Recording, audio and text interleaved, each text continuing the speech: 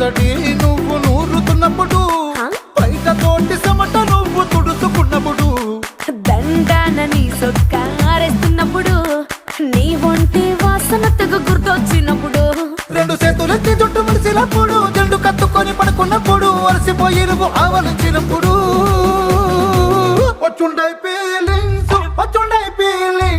వచ్చి వచ్చి చంపేస్తూ